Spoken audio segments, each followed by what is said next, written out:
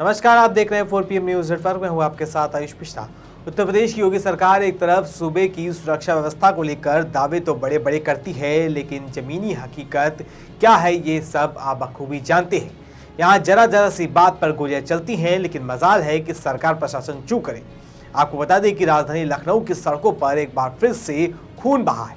एक बार फिर योगी सरकार पर सवाल उठ रहे हैं।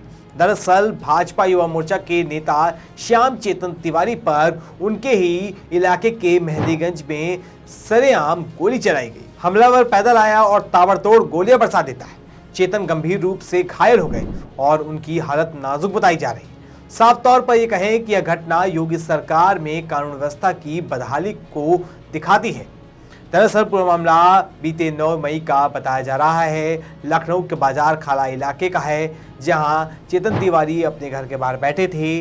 तभी अचानक एक व्यक्ति आया और उसने उनके ऊपर गोलियां चलानी शुरू कर दी। 2 गोलियां चेतन को लगी और वे घायल होकर गिर पड़े। लोग इकट्ठा हुए तो हमलावर भाग निकला।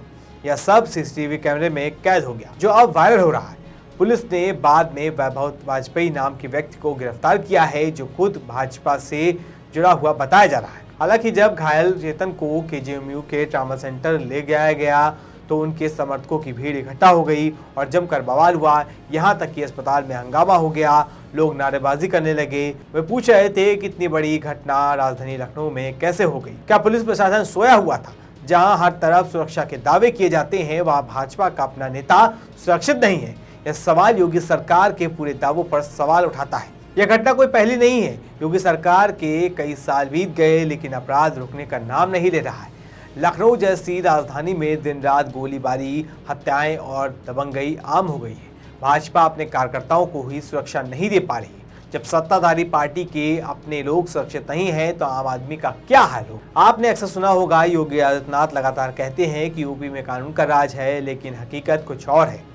लखनऊ में भाजपा नेता पर हमला होना साफ तौर पर दिखाता है कि अपराधी कितने बेलगाम हो गए। हमलावर पैदल आया, फायरिंग की और भाग गया।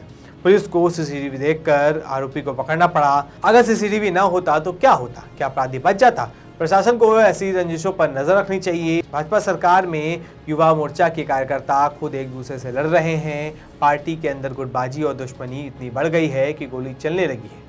जब पार्टी अपने लोगों को संभाल नहीं पा रही है, तो उत्तर प्रदेश कैसे संभालेगी? ऐसी घटनाओं से आम लोगों में डर बढ़ता है। अगर राजधानी में भाजपा नेता सुरक्षित नहीं है, तो छोटे दुकानदार, छात्राएं कैसे सुरक्षित महसूस करेंगे? क्योंकि सरकार विकास और कानून का ढोल पीटती है, लेकिन हकीकत में अपराध बढ़ रहे हैं। समर्थकों का अस्पताल में हंगामा भी सरकार की नाकामी का नतीजा है। लोग भरोसा खो चुके हैं। वे जानते हैं कि बिना दबाव में पुलिस कार्रवाई नहीं करती है। भाजपा और योगी सरकार पर सवाल उठना लाजमी है। आज सत्ता की आंखों में आंखें डालकर पत्रकारिता करना मुश्किल हो गया है।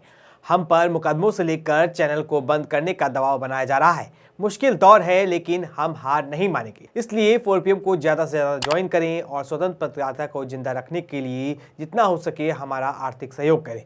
उम्मीद है कि आपके सपोर्ट से हम ये जंग जीत जाएंगे। भाजपा कहते हैं कि उत्तर प्रदेश बदला है, लेकिन बदला सिर्फ नाम का है।